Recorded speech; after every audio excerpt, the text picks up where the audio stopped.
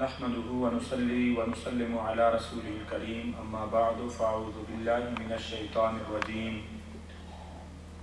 بسم الله الرحمن الرحيم يا أيها الناس كلوا مما في الأرض حلالا طيبا ولا تتبعوا خطوات الشيطان إنه لكم عدو مبين صدق الله مولانا العظيم قال النبي صلى الله عليه وسلم الحلال بين والحرام بين وما بينهما مشتبهات او كما قال النبی صلی اللہ علیہ وسلم۔ خواتین و حضرات، ایک مرتبہ پھر ہم ویکلی محفل ذکر کے اندر حاضر ہیں، اور یہ مبارک مہینہ نبی علیہ السلام فرماتے ہیں شعبان و شاری یہ تو میرا مہینہ ہے، یہ تو آقا کریم علیہ السلام کا مہینہ ہے۔ سورہ بقرہ کی آیت نمبر 168 آپ کے سامنے تلاوت کرنے کا شرف حاصل کیا ہے۔ اللہ سبحانہ و تعالی ارشاد فرماتے ہیں یا ایھا الناس، اے لوگو، کلو کھاؤ، مما فی الارض حلالا طیبا، اللہ کی حلال کی ہوئی چیزوں میں سے، اللہ کی پاک کی ہوئی چیزوں میں سے کھاؤ، ولا تتبعوا خطوات الشیطان، اور ہرگز شیطان کے قدم پر نہ چلو۔ کیوں؟ انہو لکم عدو مبین، بے شک وہ تمہارا کھلا دشمن ہے، وہ تمہارا اوپن انیمی ہے۔ اس آیہ مقدسہ میں رزق حلال کے متعلق بیان کیا گیا ہے کہ رزق حلال کیا ہے، رزق حرام کیا ہے۔ جب آدمی رزق حلال کی طرف مشغول ہو جاتا ہے، صبح کے وقت اپنے بچوں اور اپنی بیوی کے منہ میں لقمہ حلال ڈالنے کی غرض سے جب وہ مزدوری کرنے کے لیے گھر سے قدم نکالتا ہے، ہر قدم کے بدلے میں اللہ کی رحمتیں اس کے شامل حال ہوتی ہیں، اللہ کے فضل اور کرم، اور وہ حرام سے اجتناب کرتا ہے، حلال رزق کو اپنا مطمع نظر بناتا ہے، تو اللہ سبحانہ و تعالی غیب کے خزانوں سے اس پہ اتنا کرم کرتے ہیں کہ اے میرے بندے، تو نے حرام کو چھوڑا، مجھ پہ توکل کیا، میرے نبی علیہ السلام سے محبت کی ہے، جا اب تو مٹی میں ہاتھ ڈالے گا اس کو بھی میں سونا کر دوں گا۔ کیوں؟ تجھ کو مجھ پہ یقین ہے نا، پھر میں کیا کروں گا؟ واللہ یضاعف لمن یشاء، میں اس کو اور بڑھاؤں گا۔ اب ایک دانہ جب تو زمین میں ڈالے گا، ایک سیڈ، ایک تخم اور ایک بیج جب تو زمین میں ڈالے گا، اس سے 700 دانے میں عطا کروں گا، میں عطا کروں گا۔ اب تجھ کو مجھ پہ یقین ہے نا، تو حرام سے بچ گیا ہے نا، رزق حلال کو تو نے اپنا لیا ہے نا، اب جا، یہ دنیا کے اندر آرام تیرے لیے، سکون تیرے لیے، گھر کے اندر لڑائی فساد جھگڑے ختم تیرے لیے، جا والدین کی دعائیں تیرے لیے، جا اللہ کی طرف سے رحمتوں کا نزول تیرے لیے، اور گنبد خضرا سے نبی علیہ السلام کی نظر کرم محبت تیرے لیے، تیرے لیے۔ کیوں؟ تو نے حرام کو چھوڑ دیا ہے، اور تو نے حرام کو چھوڑ کر رزق حلال کو اپنا سب کچھ مان لیا ہے۔ اب آئیں، یہ جو آیہ کریمہ تھی اس کا شان نزول کیا تھا؟ حضرت عبداللہ ابن عباس رضی اللہ تعالی عنہما ارشاد فرماتے ہیں جب یہ آیہ کریمہ نبی علیہ السلام کے سامنے پڑھی گئی تو اس وقت حضرت سعد بن ابی وقاص رضی اللہ تعالی عنہ اٹھے، کہنے لگے یا رسول اللہ صلی اللہ علیہ وسلم، آپ دعا کریں نا اللہ مجھے مستجاب الدعوات بنا دے۔ مستجاب الدعوات کسے کہتے ہیں؟ جب وہ دعا کرے تو اللہ اس کی دعا کو رد نہ کرے، اللہ اس کی ہر دعا کو قبول کرے۔ تو حضور علیہ السلام نے فرمایا اے سعد، آرام سے بچو، لقمہ حلال کو اپنے اوپر لازم کر لو، اس کے بعد جو بھی دعا کرو گے اللہ تمہاری دعا کو قبول فرمائے گا۔ بہت بڑی بات ہے، ذرا اس پہ غور کریں کہ جب آدمی اللہ پہ یقین کر لے، اس کے محبوب علیہ السلام پہ یقین کر لے، تو اللہ سبحانہ و تعالیٰ کی رحمتیں اس کے شامل حال ہو جاتی۔ اور نبی علیہ السلام نے فرمایا قسم ہے اس ذات کی جس کے قبضہ قدرت میں محمد الرسول اللہ صلی اللہ علیہ وسلم کی جان ہے، فرمایا جب آدمی ایک لقمہ حرام اپنے منہ میں ڈالتا ہے 40 دن تک اس کی دعا قبول نہیں ہوتی، 40 دن تک اس کی دعا قبول نہیں ہوتی. یہ حالت ہے. لیکن ہائے افسوس، آج نہ حرام کا پتہ نہ حلال کا پتہ.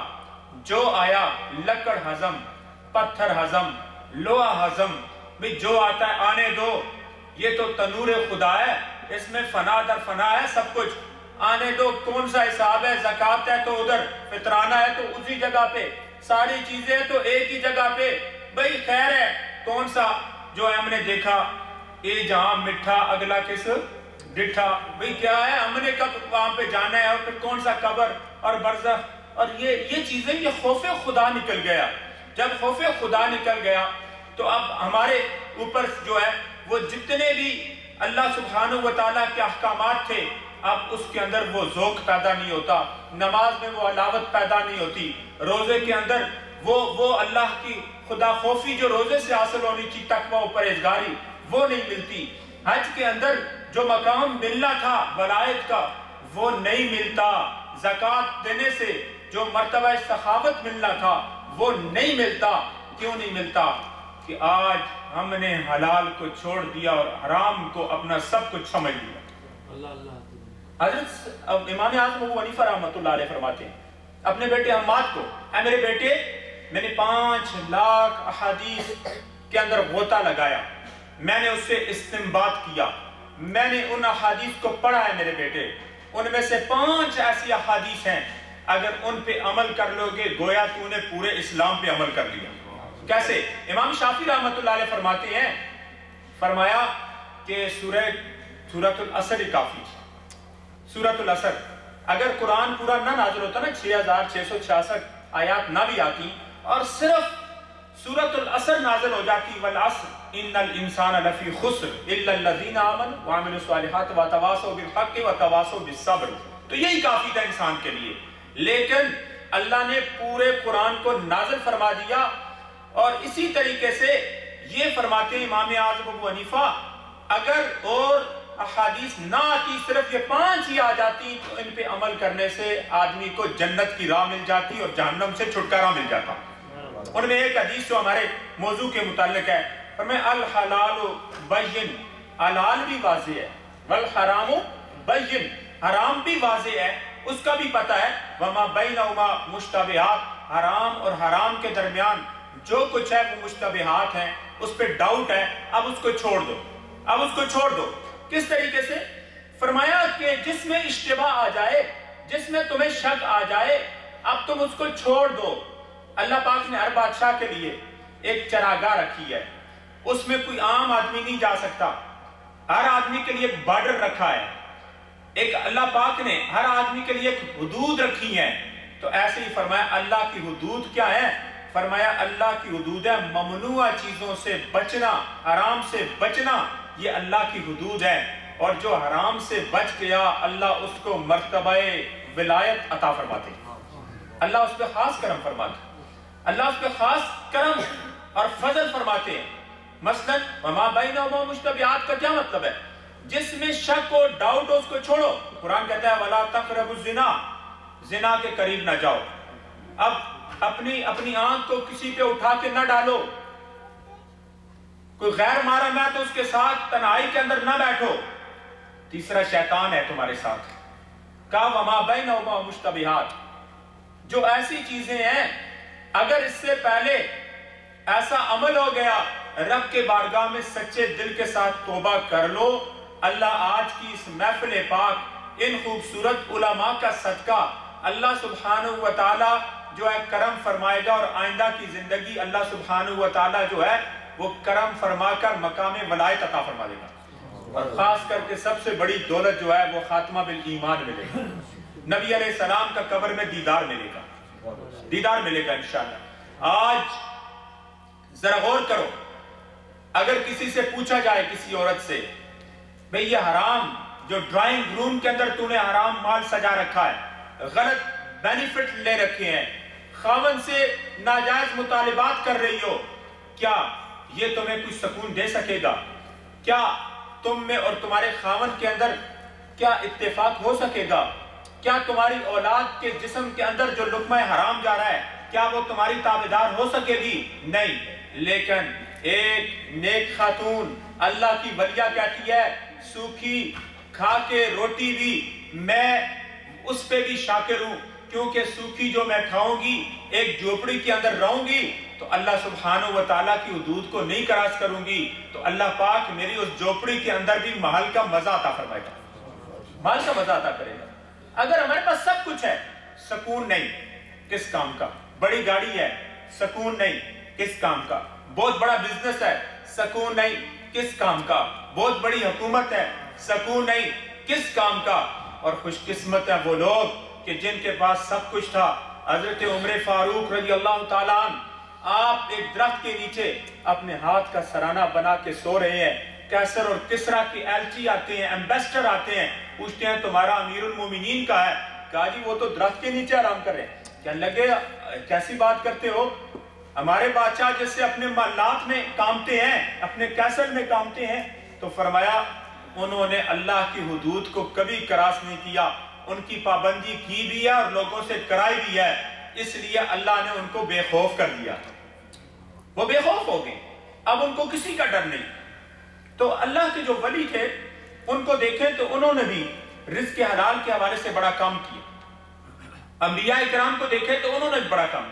حضرت ثابت بنانی رحمت اللہ علیہ آپ ارشاد فرماتے ہیں کہ 10 عبادت کے درجے ہیں، ان میں 9 جو ہیں وہ کون سے ہیں؟ رزق حلال کے ہیں، اور ایک جو ہے وہ عبادات کا ہے۔ 9 جو ہیں اگر ایک آپ پوری عبادات کا آپ شیڈول بنا لیں اور 10 ٹائم اس کو کر لیں تو 9 جو ہے وہ کیا ہے؟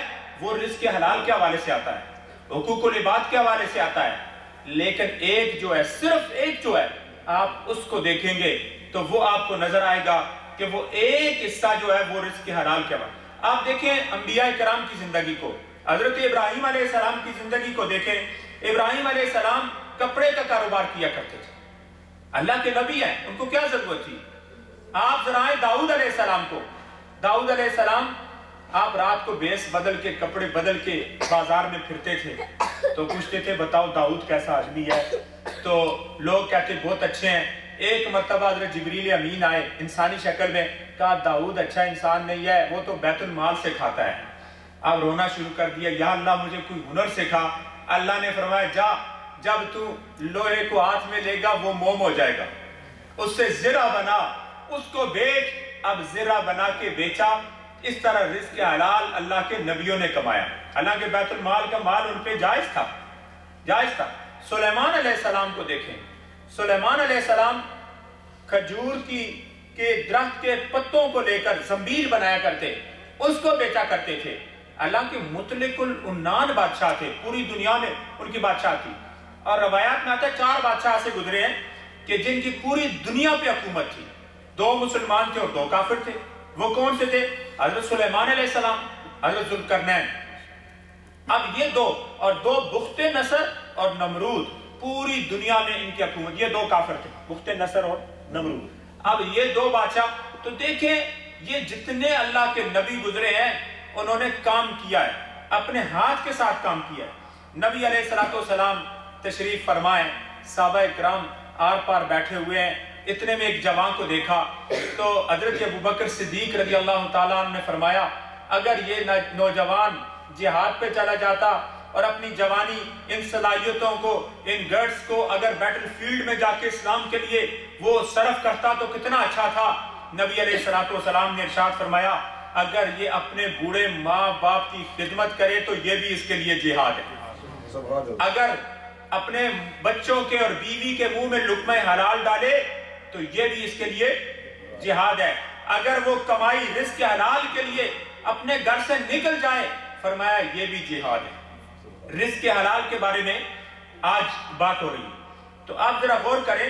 حضرت انس رضی اللہ تعالیٰ عنہ اس حدیث کے راوی ہیں، صحیح 6 کی حدیث ہے کہ نبی علیہ السلام کی بارگاہ میں ایک جوان آیا اور کہنے لگا کہ آپ مجھے کچھ عنایت فرمائیں، تو حضور علیہ السلام نے فرمایا کہ اے جوان تیرے پاس کچھ ہے؟ تو اس نے کہا جی میرے پاس ایک ٹاٹ ہے جس کو ہم اوڑھتے بھی ہیں، پہنتے بھی ہیں، جب سردی لگے اوپر بھی کر لیتے ہیں، نیچے بھی ڈال لیتے ہیں اس کو۔ حضور علیہ السلام نے فرمایا لے کے آؤ۔ وہ جوان جو ہے وہ آیا اور آقا کریم علیہ السلام کی بارگاہ عالیہ میں وہ ایک پیالہ اور وہ ٹاٹ آقا کریم علیہ السلام کی بارگاہ عالیہ میں پیش کر دی۔ حضور علیہ السلام نے فرمایا کوئی آیا تم نے جو اس کو خریدے؟ تو اتنے میں ایک اٹھا کا 1 درم، فرمایا کوئی اس سے زیادہ دینے والا ہے؟ کہا 2 درم۔ آقا کریم علیہ السلام نے اس کو دے دیا، 2 درم دیے، کہا 1 درم کا کھانا گھر میں لے کے جاؤ اور 1 درم جاؤ کلہاڑی لے کے آؤ۔ اب کلہاڑی لے کے آیا، آقا کریم علیہ السلام نے اپنے دستے مبارک سے اس کلہاڑی کے اندر جو ہے وہ لکڑ فٹ کی، دستہ لگایا۔ دستہ لگانے کے بعد آقا کریم علیہ السلام نے فرمایا جا جنگل میں اور 15 دن تک مجھ سے نہیں ملنا، پورے 15 دن مجھ سے نہیں ملنا، اور جا جنگل سے لکڑیاں کاٹ بیچ۔ اب گیا، لکڑیاں کاٹی بیچی، 15 دن کے بعد آیا، کہنے لگا میں نے 10 درم کمائے ہیں اس دوران، 5 درم کے کپڑے خریدے اور 5 درم کا اناج گھر کے لیے غلہ خوراک فوڈ وغیرہ لیا۔ آقا کریم علیہ السلام نے فرمایا الکاسب حبیب اللہ، فرمایا جو آدمی محنتی ہے وہ اللہ کا دوست ہے۔ رزق حلال کمانے والا کون ہے؟ اس کے ہاتھ پہ چھالے تھے۔ فرمایا کیا تیرے لیے یہ بات کم ہے کہ کل قیامت میں گداگری کا توت تیرے چہرے پہ ہوتا، تیرے ماتھے پہ کا جھومر ہوتا، سجا ہوتا اور تو جہنم کے اندر جاتا؟ بھئی مانگنے سے تو یہ بہتر ہے کہ اپنے ہاتھ سے تو محنت کر۔ جب تو محنت کرے گا کیا ہوگا؟ الکاسب حبیب اللہ، تو اللہ کا دوست ہوگا، تیرا مقام اتنا بڑا ہوگا۔ اللہ سبحانہ وتعالیٰ ہمیں نیک لوگوں کے زمرے کے اندر شامل فرمائے اور رزق حلال کمانے کی توفیق عطا فرمائے۔ اور اسی طرح علی رضی اللہ تعالیٰ عنہ کا قول ہے، آپ فرماتے ہیں کہ وہ آدمی سود کے اندر غرق ہو گیا جس کو شریعت مطہرہ کے مطابق کاروبار کرنے کا طریقہ نہیں آیا۔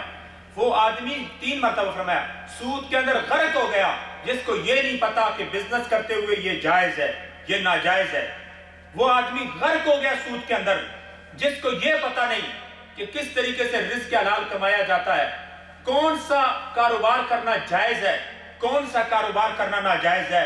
اور حضرت عمر فاروق رضی اللہ تعالیٰ عنہ ارشاد فرماتے ہیں، فرمایا جس کو شریعت مطہرہ کے مطابق بزنس کرنے کا طریقہ پتا نہیں، اسلامی اصولوں کے مطابق بزنس کرنے کا طریقہ پتا نہیں، وہ ہماری بازاروں ہماری مارکیٹ کے اندر آ کے بزنس نہ کرے۔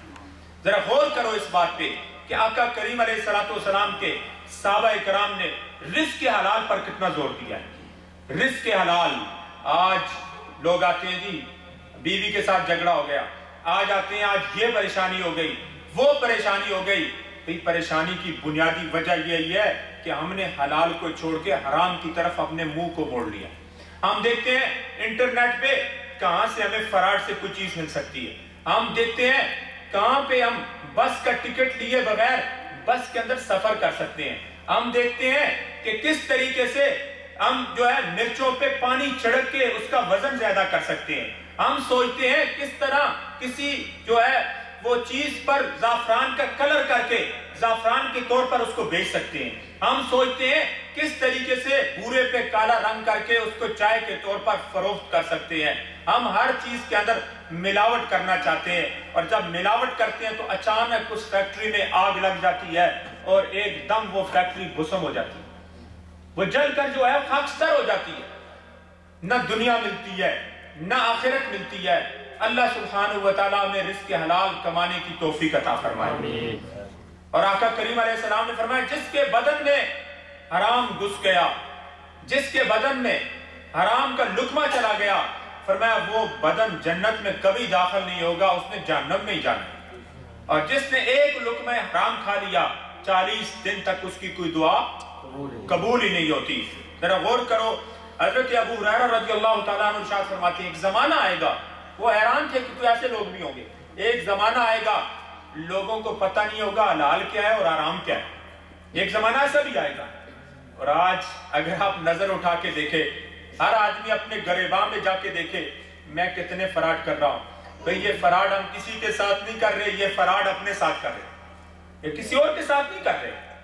اور اسی طریقے سے ایک روایت میں آتا ہے हुजूर अलैहिस्सलाम ने फरमाया जो आदमी सोना बेचता है, चांदी बेचता है, ऐब का माल बेचता है और ऐब नहीं बताता, फरमाया उस आदमी पे अल्लाह का गजब रहता है और उसके फरिश्ते भी उस पे गजनाक होते हैं, फरिश्ते भी उसके गजबनाक होते हैं उस बंदे पे। आए जरा हमारे इमाम आज़म अबू हनीफा रहमतुल्लाह अलैह पर। इमाम आज़म अबू हनीफा रहमतुल्लाह ताला अलैह का दौर है और आपके दौर के अंदर आपने देखा एक कपड़ा है उसमें नक्स है, एक कपड़ा है उसमें कोई खोट है, नक्स है, तो आपने अपने पार्टनर को बुलाया भी जब कपड़ा बेचने लगो ना तो बता देना इसमें ये नक्स है और इसमें ये खराबी है। तो पार्टनर को याद नहीं रहा, उसने बेच दिया। शाम को जब हिसाब किताब होने लगा, बहुत बड़े बिजनेस थे इमाम आज़म अबू हनीफा, तो कहा जी वो तो मैंने बेच दिया और हमें पता नहीं लगा। तो इमाम आज़म अबू हनीफा ने फरमाया अच्छा आज की कितनी जो है वो आमदनी हुई है? 30,000 दिरहम। कितनी हुई? 30,000 दिरहम। फरमाया जाओ सारे का सारा अल्लाह के रास्ते में खर्च कर दो। पता नहीं है इसमें कि वो जो तूने बेचा था नक्स वाला कपड़ा, खराब कपड़ा, ऐब उसका बताया नहीं, हम ये पैसा अब इस्तेमाल नहीं करना चाहते, सारे का सारा अल्लाह के रास्ते में जो है वो खर्च कर। वो पास नहीं रखा उन्होंने। और इसी तरीके से अगर कोई आदमी हराम माल जो है उसको अपना समझता है, हराम माल को जो है वो हलाल समझ के अपने ऊपर खर्च करता है और वो माल लेते लेते वो मालदार भी हो जाता है। मसलन आजकल क्या होता है, मनी एक्सचेंज वाले आते हैं, पैसे लेते हैं, जब ले लेते हैं 70-80 हजार, 3 लाख 4 लाख मिलियन 2 मिलियन होते हैं तो भाग जाते हैं। फोन वाले होते हैं कॉन्ट्रैक्ट, वो लेते हैं 2-4 मिलियन जब होता है वहां से भाग जाते हैं। इसी तरह देखते हैं आप इंश्योरेंस कंपनियां हैं वो बैंकक्रप्ट हो जाती हैं। तो वो समझती हैं हमने बहुत बड़ा काम कर लिया। आए आका करीम अलैहिस्सलाम फरमाते हैं अगर हराम का माल उससे हज करेगा तो हज नहीं होगा, अगर हराम का माल खर्च करेगा तो उसमें बरकत नहीं होगी, अगर सदका करेगा तो अल्लाह की बारगाह में मकबूल नहीं होगा, और अगर वो माल छोड़कर मरेगा तो आखिरत के लिए उसके लिए गंजा सांप बन के उसको डसेगा वो माल, और उस माल से उसके जिस्म को दागा जाएगा। बंदा समझता है कि मैंने बड़ा काम कर लिया, मैं बहुत कयावर हूं, मैंने फ्रॉड कर लिया, फ्रॉड के अंदर मैंने PhD कर ली। भाई अगर तूने आज तो फ्रॉड कर लिया, लेकिन कल अपने रब को कौन सा मुंह दिखाएगा। और एक मौके पे नबी अलैहिस्सलाम ने हराम माल की मुजम्मत करते हुए इरशाद फरमाया, एक आदमी तवील सफर करता है, तवील सफर, और आके कहता है या रब या रब, या अल्लाह मेरी ये दुआ कबूल फरमा। हुजूर अलैहिस्सलाम फरमाते हैं उसके जिस्म पे जो कपड़ा लगा है वो भी हराम का, उसके अंदर जो लुकमा गया है वो भी हराम का। अल्लाह पाक उसकी कोई दुआ को जो है वो कबूल नहीं करता, उसकी दुआ कोई कबूल नहीं होती। अल्लाह सुब्हानहू व तआला में रिज़्क़ हलाल खाने कमाने और उसके रास्ते में खर्च करने की तौफीक अता फरमाए। हज़रत अब्दुल्लाह इब्न उमर रज़ियल्लाहु तआला अन्हु इरशाद फरमाते हैं एक आदमी जब 10 दिरहम का कपड़ा लेता है, 10 पौंड का मसलन कपड़ा आप लेते हैं, 1 पौंड उसमें हराम का है, फ्रॉड का है, तो कहा कि वो एक जो पौंड का कपड़ा उसने पहना हराम का और 9 पौंड उसके अंदर हलाल के हैं, जब इबादत करेगा अल्लाह उस इबादत को कबूल नहीं फरमाएगा, वो कबूल ही नहीं होती। वो हज़रत आयशा सिद्दीक़ा रज़ियल्लाहु ताला अन्हा इरशाद फरमाती है मेरे वालिद का एक नौकर था, गुलाम था, स्लेव था, वो आता रोजाना खाना देता और आप बैठते खाते, रोज पूछते अभी कहां से लाए हो, वो बताते जी ये फलां जगह से लाए हो, फलां जगह से लाए। तो एक मर्तबा पूछा भाई कहां से लाए हो, तो उसने बता दिया। दूसरे दिन भूख लगी थी, बड़ी शिद्दत की, तो लाया तो पूछा नहीं और खा लिया।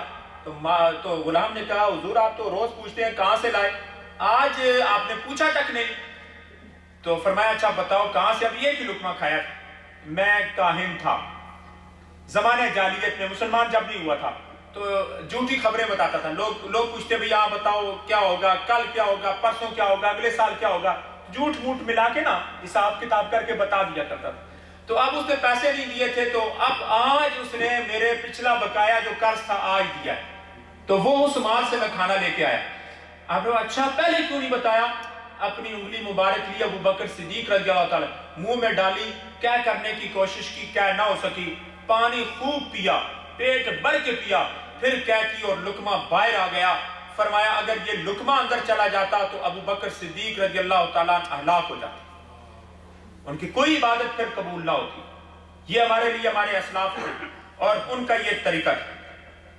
اسی طریقے سے ایک آخری واقعہ بیان کر کے حضرت علامہ حفیظ الدین صاحب کی طرف ہم بڑھتے ہیں کہ ایک تاجر تھا. کتابوں میں آتا ہے کہ ایک بزنس مین تھا. وہ بزنس کی غرض سے گیا تو راستے میں ڈاکو مل گئے اور ڈاکو نے لوٹ لیا اس کو, زنجیروں کے ساتھ جکڑ لیا پہاڑ میں.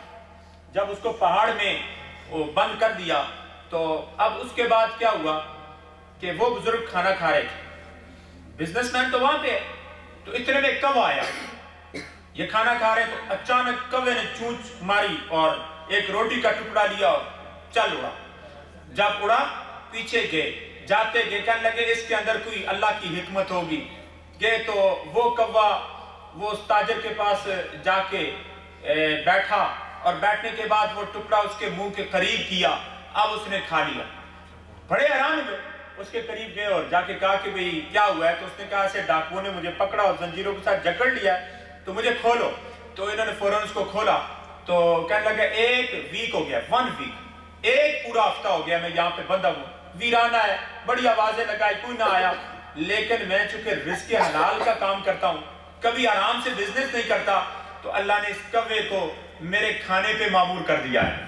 اب یہ کوا جہاں کہیں سے ہوتا ہے کھانا اٹھا کے لاتا ہے, چھوٹے چھوٹے ٹکڑے کر کے, چونکہ میرے ہاتھوں بندے ہوئے ہیں, میرے منہ میں ڈالتا ہے اور اللہ جو ہے ابھی تک اللہ نے مجھے زندگی عطا فرمائی.